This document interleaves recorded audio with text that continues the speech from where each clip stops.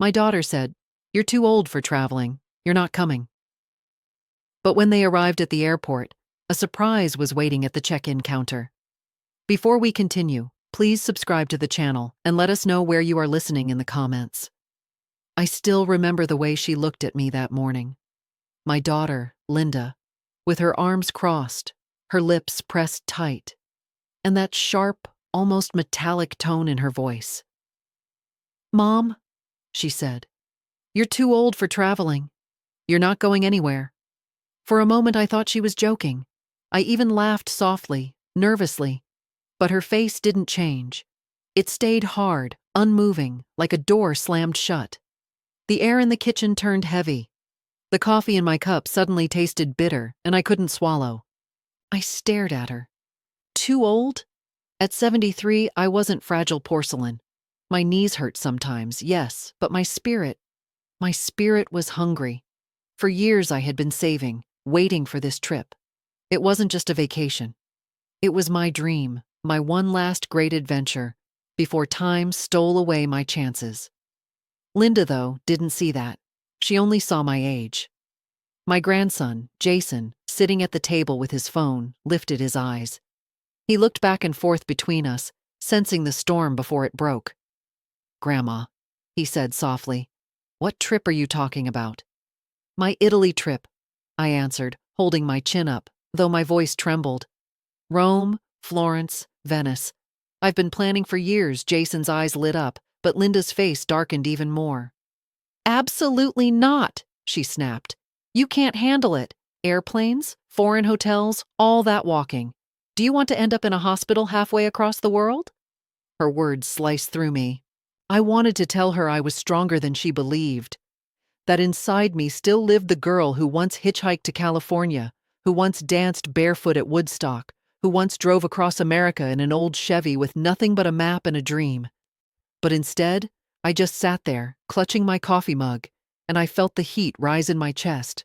Part rage, part grief. Jason broke the silence. "Mom, maybe Grandma should decide for herself." Linda whipped her head toward him. "She's not thinking straight. She's 73. Do you have any idea what could happen?" Her voice cracked on the last word. Something deeper lay beneath her anger, but I couldn't touch it then. All I could feel was the sting of her dismissal, the humiliation of being treated like a child in my own daughter's house. And so, the line was drawn. That morning, something shifted between us. A wall rose higher, stronger, and neither of us knew yet how far it would stretch. The house was silent after our fight, but it wasn't the kind of silence that comforts.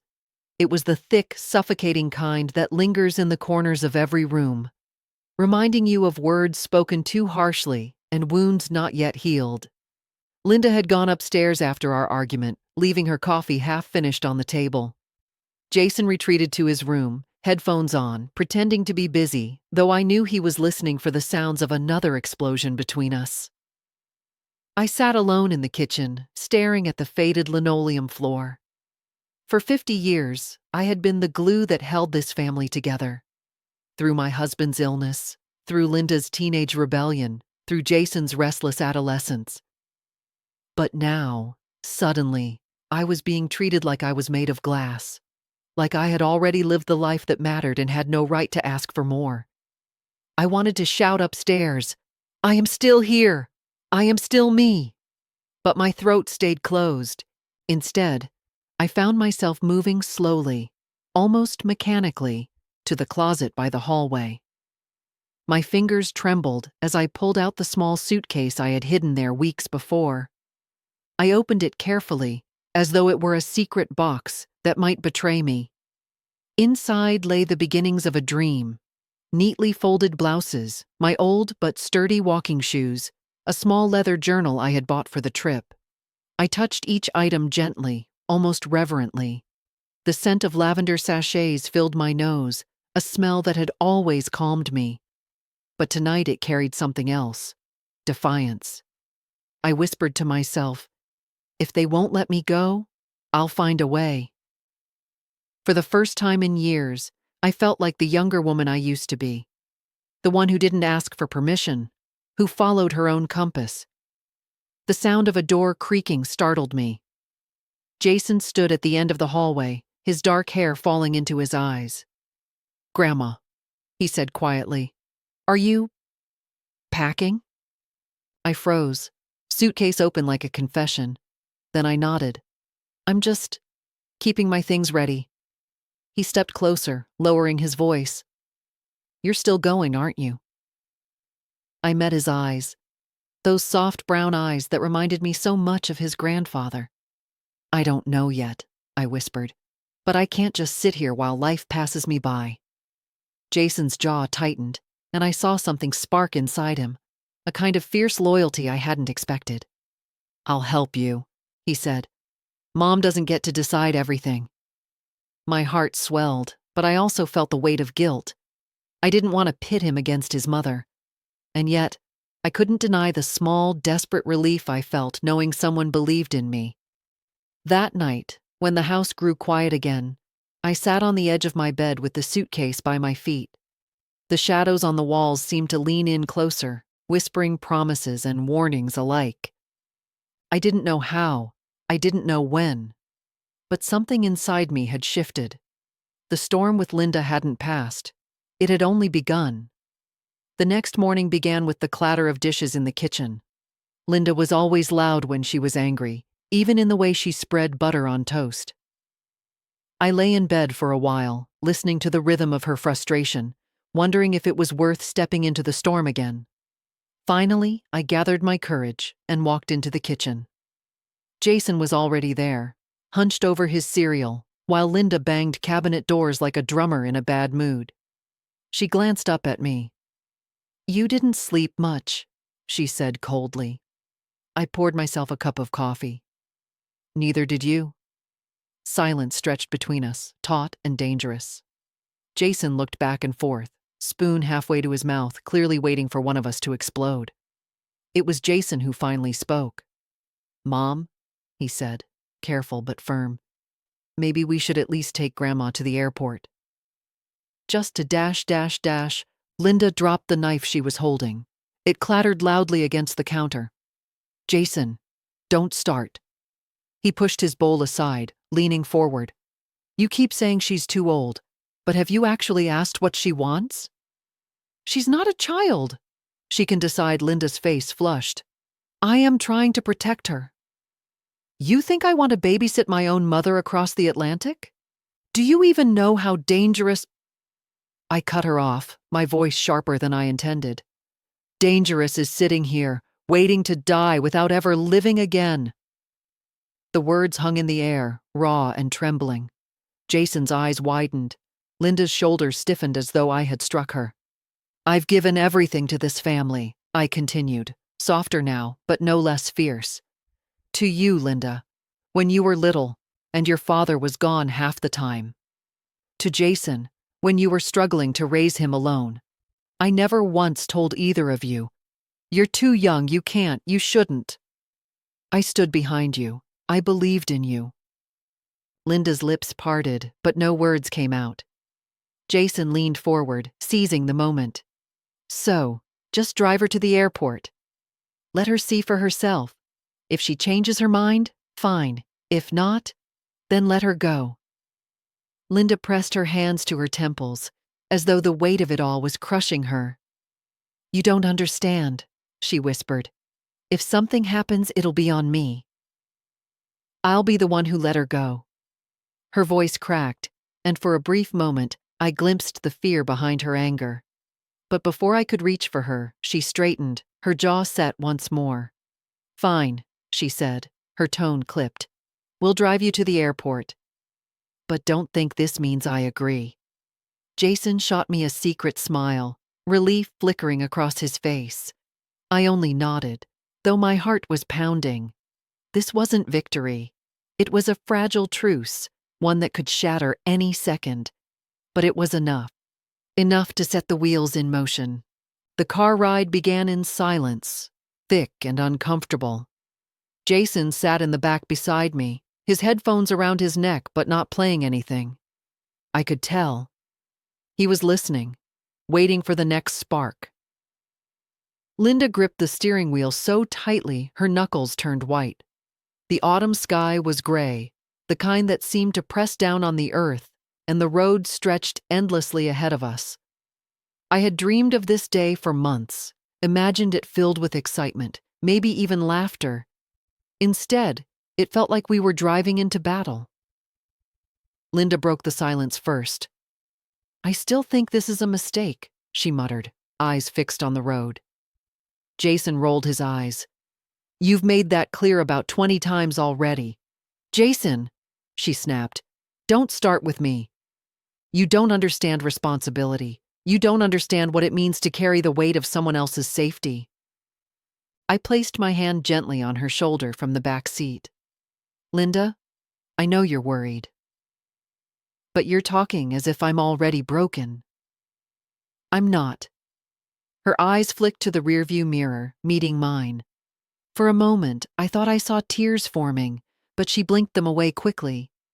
"You don't see what I see, Mom. You get tired faster. You stumble on stairs sometimes. I can't stop picturing. What if something happens thousands of miles away? How am I supposed to reach you?" Her words pierced me. They weren't cruel, just drenched in fear.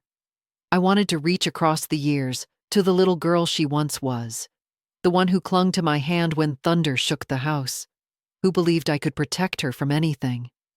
Now she was the one clinging, but her grip felt like a cage. Jason leaned forward between the seats.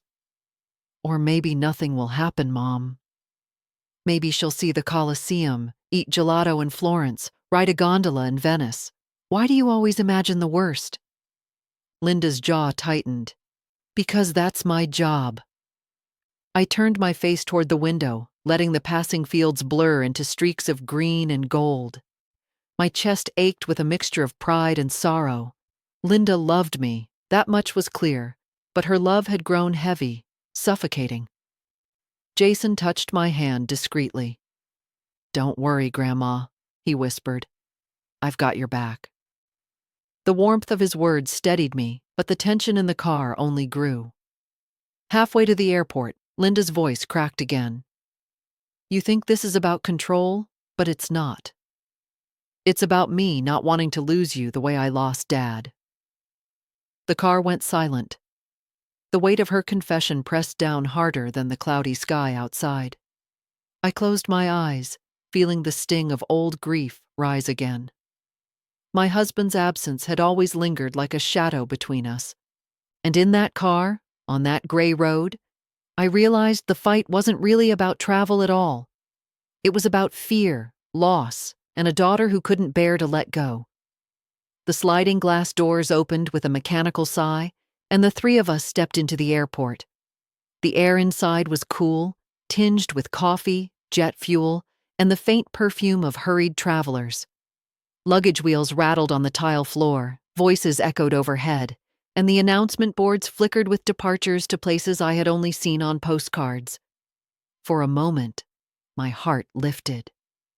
This was the threshold to the world. My world.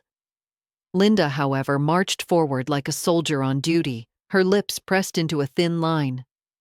Jason and I trailed behind, our smaller steps trying to keep up with her long, determined strides. When we reached the check-in counter, a young woman with bright eyes and a neat ponytail smiled at us. "Good morning. How can I help you today?" Linda opened her mouth before I could speak. "We're just here to—" But the agent interrupted with a glance at her screen. "Are you Mary Collins?" she asked, looking directly at me. I blinked, startled. "Yes, that's me." Her smile widened. "Wonderful. We've been expecting you. Your reservation is already prepared." I froze, my pulse quickening. "Prepared? But I haven't checked in yet. I didn't even—" Before I could finish, the woman printed out a boarding pass and slid it across the counter. "Here you go, Mrs. Collins. Your seat is confirmed." Window seat, just as requested, Linda's face drained of color. "What do you mean, confirmed? She doesn't even have a ticket." Jason's eyes darted to mine, his lips twitching in a guilty smile. The agent looked puzzled. The ticket was purchased weeks ago. Paid in full. Special notes attached. For my grandmother's dream trip. Please take care of her. Linda whipped around, glaring at Jason. You? You did this? Jason didn't flinch. Yeah, I did. Grandma deserves this, Mom. She's been planning forever, and you were never going to let her go. So I made sure she could.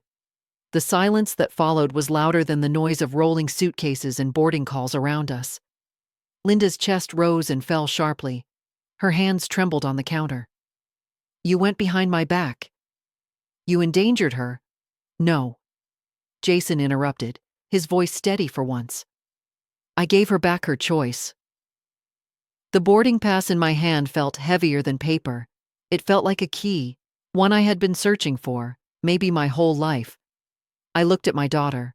Her eyes were wet, brimming with anger, fear, and something softer hiding beneath. She opened her mouth as if to argue again, but no words came. And for the first time, I felt a surge of strength. My voice was calm, steady. Linda, I am going. Her shoulders sagged, and the wall between us trembled. But the battle wasn't over. Not yet. The boarding pass trembled slightly in my hand, not because it was fragile, but because everything around me suddenly felt unsteady. People rushed past us, rolling suitcases, juggling coffee cups, laughing, arguing. Yet in that small circle around the check-in desk, time seemed to slow, heavy, and dangerous. Linda's cheeks flushed crimson. This is insane, she hissed. Jason, you had no right to do this. No right at all. Jason stood his ground. And you had no right to decide her whole life for her. His voice wasn't raised, but it carried an edge I had never heard before. My grandson, usually quiet and careful, had steel in him. The check-in agent shifted uncomfortably, glancing between us. Do you need a few moments? She asked softly. Linda spun toward her, sharp as a knife. Cancel the ticket. Mom! Jason's voice cracked with disbelief. Cancel it, Linda repeated, her voice shaking. She can't travel alone. This is reckless, and you're encouraging it. The young woman at the counter looked stunned. Her eyes darted toward me, silently asking for direction. I straightened my shoulders, gripping the counter as though anchoring myself. Don't you dare cancel it, I said firmly. My voice came from someplace deeper than anger. It came from the part of me that had waited too long, sacrificed too much, and finally found the courage to fight back. Linda stared at me as if I'd slapped her. Mom! I didn't flinch. This is my life. My decision. You can't lock me away just because you're afraid. Her mouth opened, but only silence came out. Around us, travelers paused for a second, curious before hurrying on. But for Linda and me, the world had shrunk to this one battleground. Jason reached out and touched my arm gently. Grandma, you don't have to explain yourself. You earned this. But I wanted to explain. No, I needed to. My voice shook, but I forced the words out. Linda, when your father died, I stopped living for myself. I lived for you. Every dream I had, I folded away and put in a drawer because you needed me. And I never regretted it.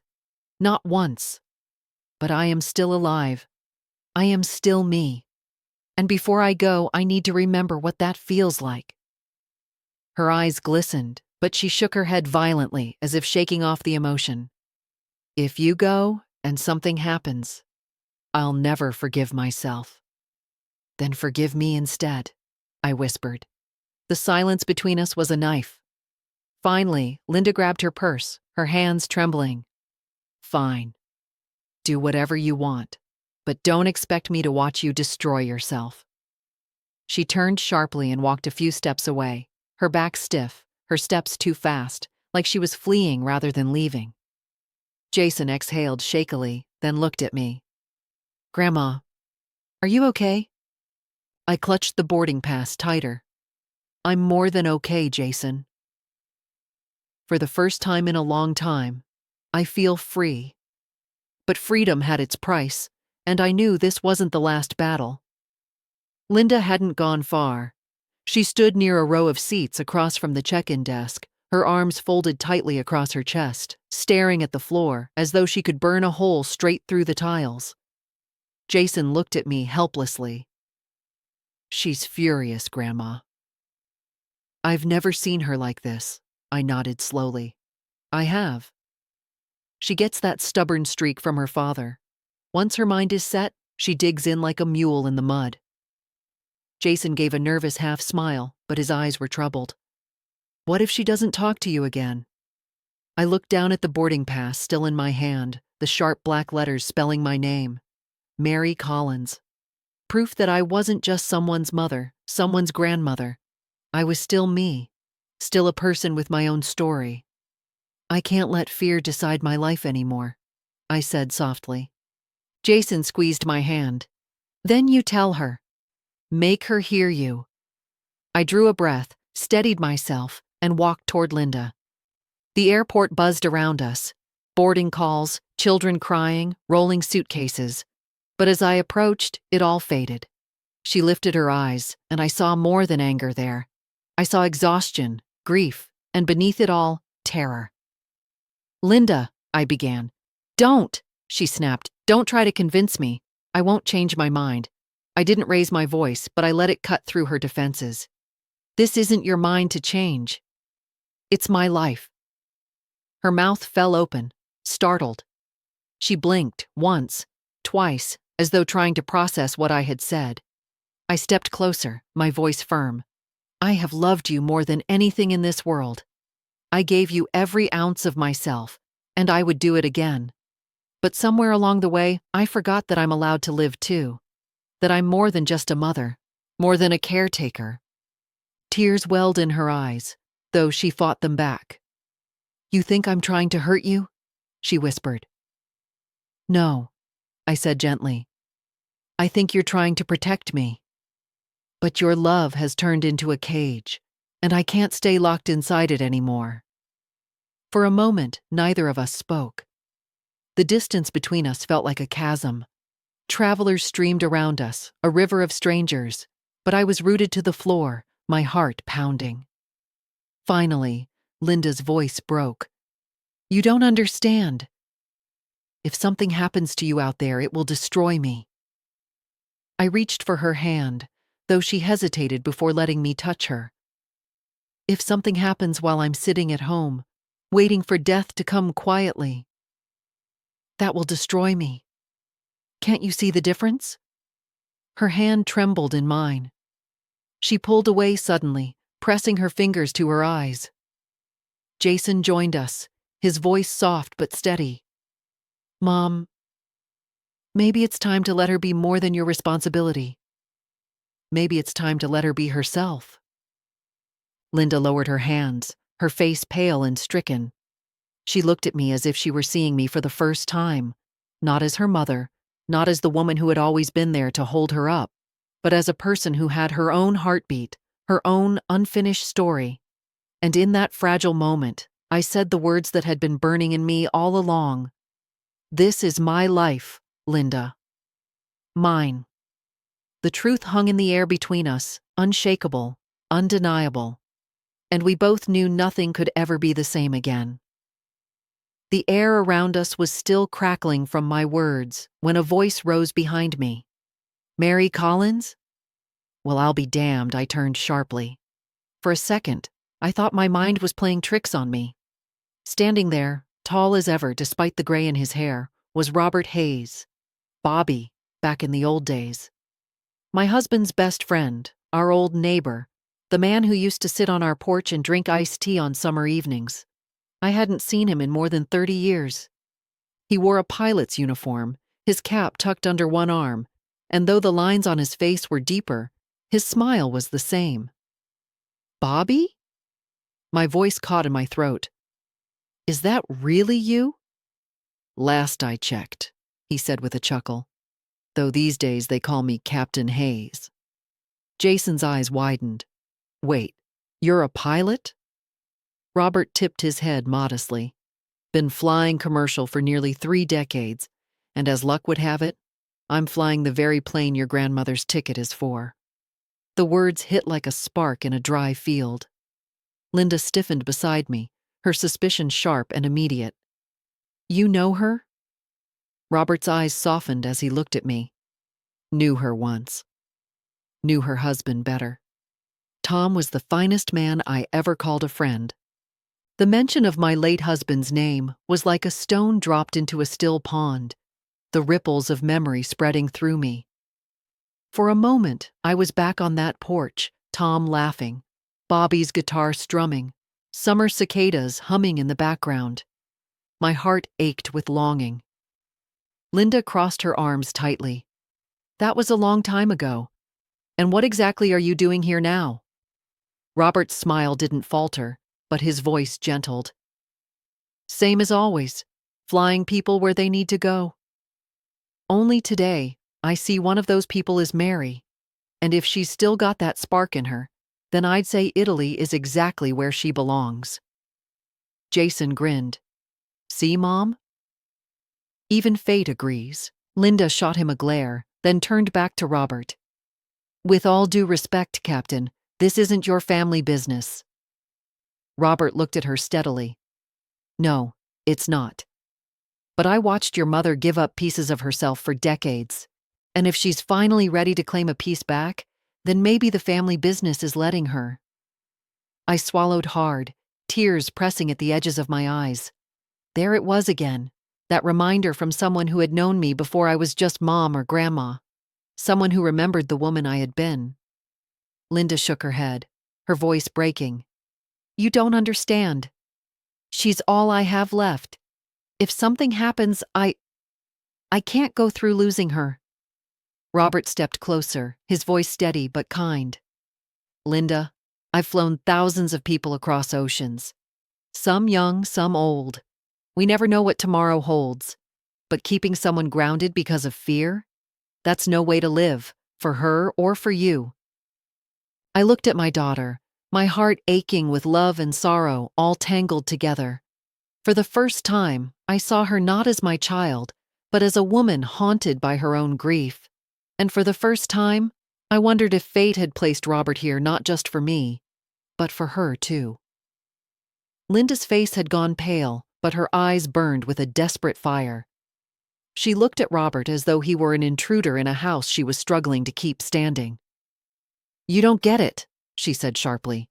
"You can fly your planes, you can talk about living life, but you don't know what it's like to be the one left behind, to be the one who has to pick up the pieces when everything falls apart." Her voice was cracking, but her anger made it sound jagged. People in line behind us shifted uncomfortably, pretending not to listen, though I could feel their eyes on us. Jason tried to intervene. "Mom? Don't!" she snapped, spinning toward him. "You think you're helping, but you're just making this worse." I stepped forward, my heart pounding. "Linda, stop. Please." She turned to me, her hands shaking. "Do you think I'm doing this because I don't care about you? Because I want to make you miserable? I'm doing it because I can't lose you too. I won't." Her words hit me with the force of a wave. All at once, I saw the truth. This wasn't just about me being old or fragile or incapable. This was about the gaping wound she had carried since the day her father died. She was still that young woman, clutching me at the funeral, her face blotched with tears, whispering, "Don't leave me too, Mom." I closed my eyes for a moment, breathing deeply, then opened them again. "Linda, I need to tell you something. Something I've never said out loud." She blinked at me, thrown off balance. "What?" My voice trembled, but I didn't stop. "When your father died, I was broken too. I kept going because I had to, for you. But inside, I felt like I disappeared. I stopped dreaming. I stopped living for myself. I thought if I kept you safe, it would be enough, that maybe I wouldn't notice how much of me was gone." Her lips parted. She looked stunned, almost afraid. I pressed on, my chest tightening. But it wasn't enough. Not for me. Every year since then, I've felt myself fading more. And now, if I don't take this chance, if I don't fight for this piece of life, I'll vanish completely. I'll become just a shadow in this house, waiting for the end. And that's not the mother you deserve. Tears spilled down her cheeks at last, silent and hot. She shook her head slowly, as if she didn't know whether to cling to me or let me go. Jason reached for her hand, but she pulled it away, pressing her palms to her face.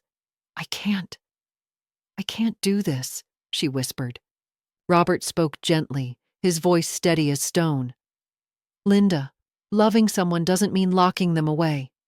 It means letting them live, even if it terrifies you. She let out a broken laugh, half sob, half bitter. Easy for you to say? You don't have to lose her. I stepped closer, laying my hand on her trembling arm. You're not losing me, Linda. You're giving me back to myself, and maybe, just maybe, that will bring us closer than we've ever been. Her body shook under my hand, and I knew this battle wasn't over. But for the first time, I had spoken my truth. And for the first time, she had heard it. Just as Linda wiped her eyes with the back of her hand, the airport speakers crackled overhead.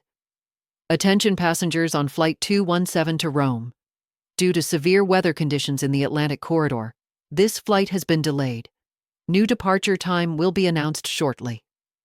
A collective groan rose from the crowd. Some people cursed under their breath. Others pulled out their phones to call loved ones. For us, the announcement landed like a verdict. Jason muttered, "Great." Just what we needed. Linda crossed her arms tightly again, as though the delay itself had proven her right. See? It's a sign. Mom, this isn't meant to happen. I exhaled slowly, trying not to let her words pierce me.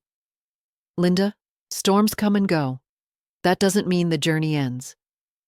She shook her head. You don't understand. Every obstacle, every risk, it just proves how dangerous this is. Robert, who had lingered nearby, spoke calmly. Weather delays happen every week. If anything, it shows the airlines being cautious.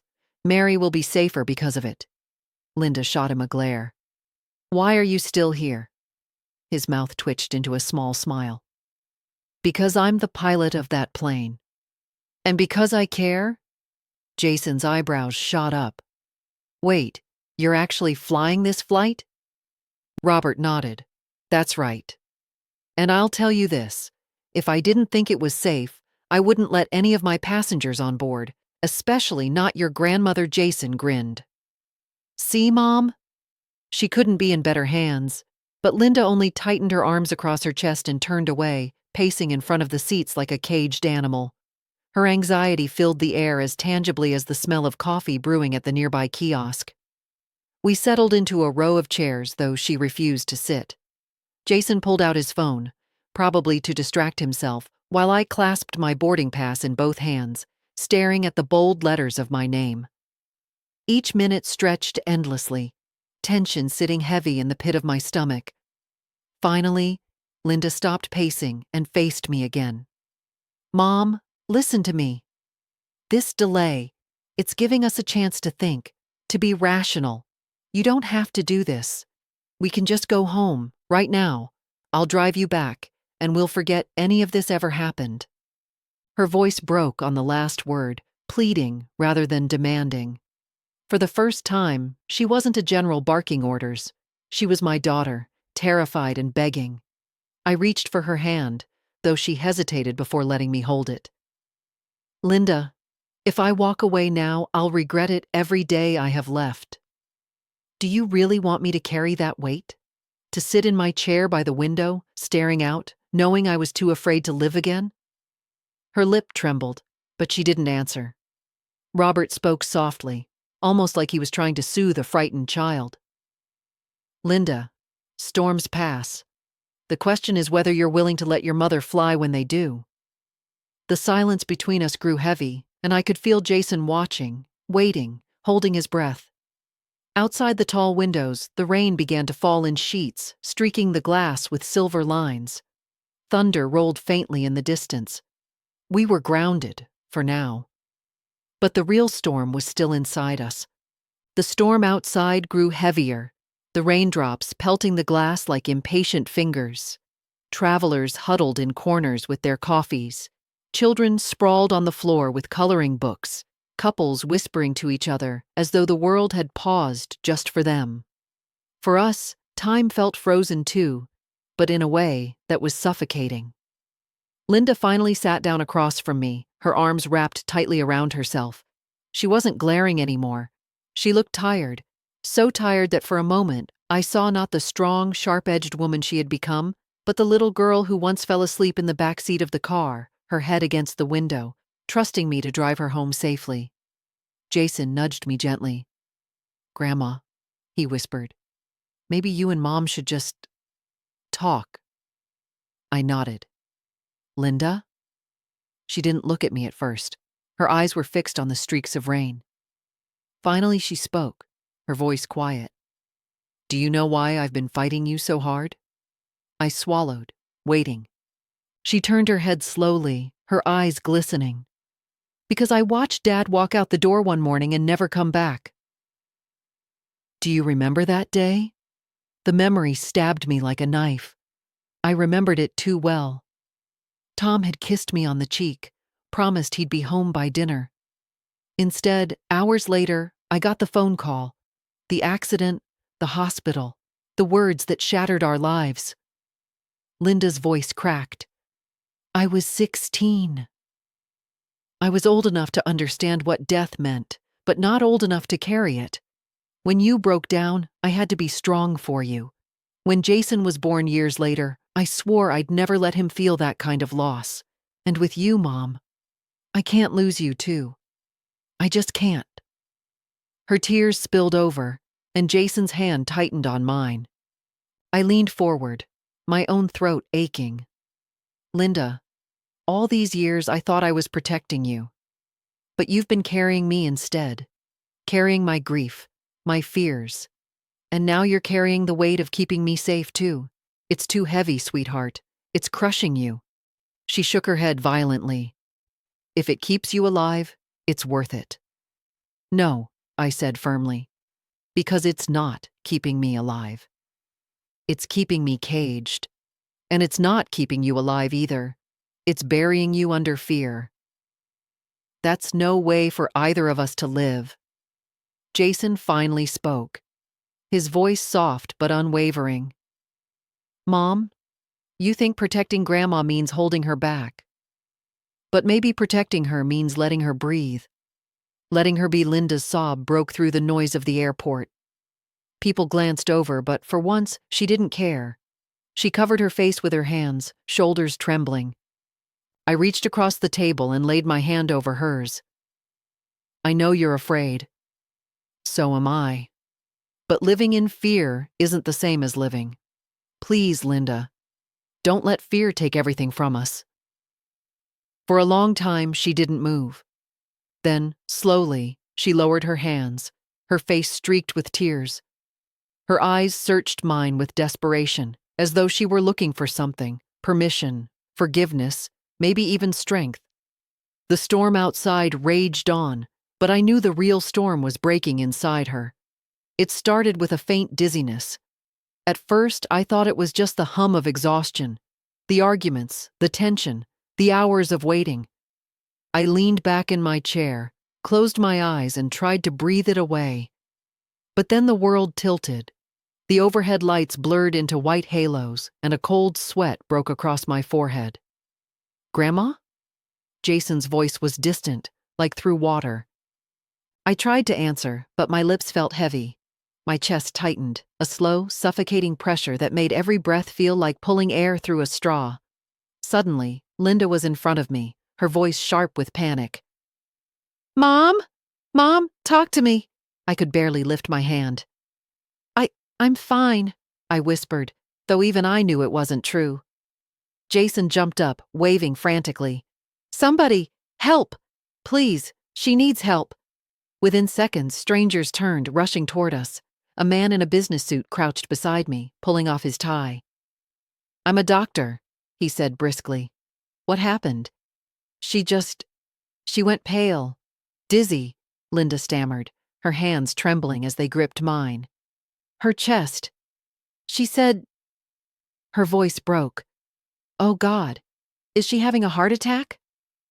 The doctor checked my pulse, pressed 2 fingers against my wrist. Her heart's racing. We need medics. The announcements overhead faded into a blur of static as the airport became a stage of chaos around me. Jason's pale face hovered above me, eyes wide with terror. Stay with us, Grandma, he begged. Please. Linda was sobbing openly now, her tears dripping onto my hand. I knew it, she cried. I knew this would happen. Why didn't you listen to me? I can't lose you, Mom. I can't. I wanted to tell her I wasn't leaving, that I was stronger than this, but the words caught in my throat. Then Robert appeared, kneeling on my other side.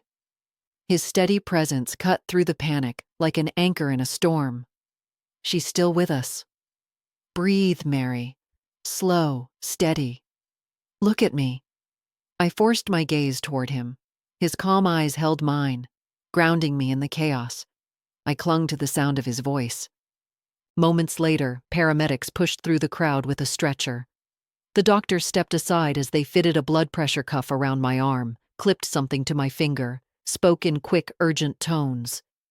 Jason tried to follow, but Linda grabbed him, her whole body shaking. She's my mother, she cried to the medics. Please, please don't let her go. One of them looked up. She's stable. We'll run tests at the clinic in the terminal just to be safe. You can come with her. They lifted me carefully, and as the stretcher rolled forward, I caught a glimpse of Linda's face. The anger was gone. The defiance, too. All that remained was raw fear and love, tangled so tightly they were indistinguishable. As the lights of the terminal ceiling slid past above me, I realized something chilling. For years, Linda had been afraid of losing me. And in that moment, so was I. The clinic inside the terminal was small, tucked behind frosted glass doors, but to me it felt like a sanctuary. The sharp scent of antiseptic filled the air as paramedics transferred me gently to a narrow bed. Electrodes clung to my chest, a blood pressure cuff squeezed my arm, and the rhythmic beep of a monitor replaced the chaos of the terminal outside. I closed my eyes, letting the sounds anchor me. I wasn't in an ambulance. I wasn't in a hospital.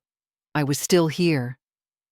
Jason hovered at my side, his hand gripping mine so tightly I could feel the faint tremor in his fingers. His face was pale, his jaw clenched like he was holding back tears. Linda stood a few feet away, her arms wrapped around herself, trembling. She looked smaller somehow, as if the years of trying to be strong had suddenly collapsed around her.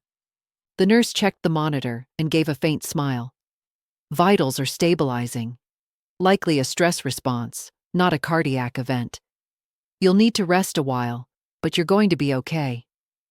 Jason let out a shaky laugh of relief, squeezing my hand harder. But Linda sank into the chair against the wall, burying her face in her hands. I turned my head toward her, my voice faint but steady. Linda. She looked up. Tears streaked her cheeks, her mascara smudged. She looked younger than I'd seen her in decades, like the frightened 16-year-old who once clung to me at her father's funeral. I can't do this, she whispered hoarsely. I can't keep pretending I'm strong enough. I thought if I controlled everything, if I kept you safe, maybe I wouldn't lose you too. But it's been eating me alive. Every day I wake up afraid. Afraid of that phone call. Afraid of walking into your room and finding... Her voice cracked. And now this. Seeing you on that stretcher. Her body shook as sobs ripped through her. I can't lose you, Mom. I don't know who I am without you. Jason's eyes glistened as he looked from her to me, silent, waiting. I gathered what strength I had and reached out a trembling hand. Linda, my sweet girl. You've been carrying me for so long, but you were never meant to carry me. You were meant to walk beside me. She pressed her face into my hand, her tears wetting my skin. I'm not leaving you.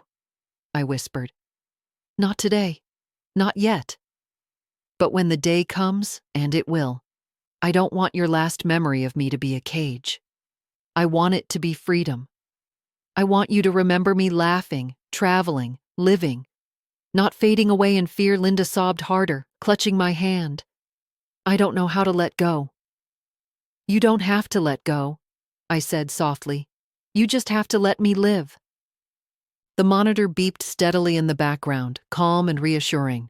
Jason leaned closer, resting his other hand on top of ours, binding us together in a fragile circle of love and grief and hope. For the first time in years, we weren't fighting. We were simply three people, bound by pain and love, clinging to one another in the fragile light of survival. And in that moment, salvation didn't mean living forever. It meant living now. By the time we stepped back out of the clinic, the storm outside had begun to ease. The rain still streaked the windows, but the thunder had rolled further away, a distant growl instead of a roar. The terminal, however, was buzzing with new energy. Travelers hurried toward gates, announcements crackled overhead, and then came the words that froze all three of us in place. Attention passengers on Flight 217 to Rome. The delay has cleared. Boarding will now begin at Gate 12. Jason's head snapped toward me, his eyes alight with excitement. Grandma, it's happening! I clutched my boarding pass, my heart pounding. My body still felt weak, but inside me, a fire had reignited. The scare had reminded me of what was at stake, not just life, but the way I chose to live it. Linda stood stiffly beside us, her eyes clouded, her face pale. She didn't move, didn't speak. I turned to her, my voice gentle. Linda. She looked at me, and I saw a storm raging behind her eyes. Fear, love, grief, and something else. Something loosening, something breaking. Slowly, she reached into her purse. Her hand trembled as she pulled out my passport, which she had taken earlier, just in case. She stared at it for a long moment, her lips pressed tight, as though every instinct inside her screamed not to let it go. Then, with a breath that sounded like it was tearing her apart, she placed it in my hand along with the boarding pass. Go, she whispered. The single word shattered me. Tears blurred my vision as I closed my hand over the passport. Are you sure? Her lip trembled, but she nodded. Yes, because you're right. You've lived for everyone else your whole life. Now it's your turn. Just promise me you'll come back. I cupped her cheek with my trembling hand. I'll come back, sweetheart. But even if I didn't, don't you see? You'd still have me. In the laughter, in the memories, in Jason's smile. You'll never lose me completely. She broke then, pulling me into her arms. For the first time in years, it wasn't the hug of a daughter clinging to a mother in fear. It was the embrace of two women, holding each other as equals, letting go and holding on all at once. Jason's eyes glistened as he whispered, Finally. Robert appeared at the edge of the crowd, his pilot's cap now firmly in place. He gave me a small, knowing nod. Ready, Mary? I looked at Linda one last time. She swallowed hard, then managed a tearful smile. Go live, Mom. And for the first time, I felt truly free. The boarding gate bustled with travelers, passports in hand, rolling bags trailing behind them like obedient pets. My hand shook as I held my own documents, but it wasn't fear anymore, it was awe. Jason walked beside me, practically glowing. Grandma, you're really doing this, I smiled through tears. Yes, Jason. I really am behind us, Linda trailed quietly. Her face was pale, streaked from crying, but her eyes no longer held anger. Instead, there was something softer, almost reverent, as though she were watching me transform before her very eyes. When the agent scanned my boarding pass and handed it back, my heart skipped a beat. The simple beep of the scanner was the sound of freedom. I turned one last time before stepping onto the jet bridge. Linda stood just outside the line, Jason's arm draped protectively around her shoulders. She looked smaller, fragile, but her lips curved into the faintest smile. She mouthed the words, "I love you." Tears blurred my vision. I pressed my hand to my heart, then lifted it toward her, answering without words. Always. Robert was waiting at the entrance to the aircraft, tall and steady in his uniform. He touched the brim of his cap with a quiet smile. "Welcome aboard, Mary. Let's get you to Italy." Stepping inside the plane, the cool air washed over me, carrying the scent of leather seats and fresh coffee. The narrow aisle stretched ahead, a path not just to a destination, but to a new chapter of myself. I found my seat by the window. As I slid into it, I pressed my palm against the cool glass, watching the world outside. Rain still glistened on the tarmac, but the clouds had begun to break, streaks of pale sunlight pushing through. The engines roared to life, a sound that vibrated through my bones. My heart raced, not with fear, but with anticipation. For 73 years, I had been many things: a daughter, a wife, a mother, a grandmother. But as the plane rolled toward the runway, I realized I was finally something else too, a woman chasing her own dream. The wheels lifted from the ground, and the earth fell away beneath us. The airport, the storm, the battles, they all shrank into the distance. Ahead of me stretched a horizon I had once thought was lost forever. I closed my eyes, tears slipping down my cheeks, and whispered to myself, "This is my life, and I'm living it." The plane climbed higher, breaking through the last of the clouds into a sky so clear and endless it felt like freedom itself.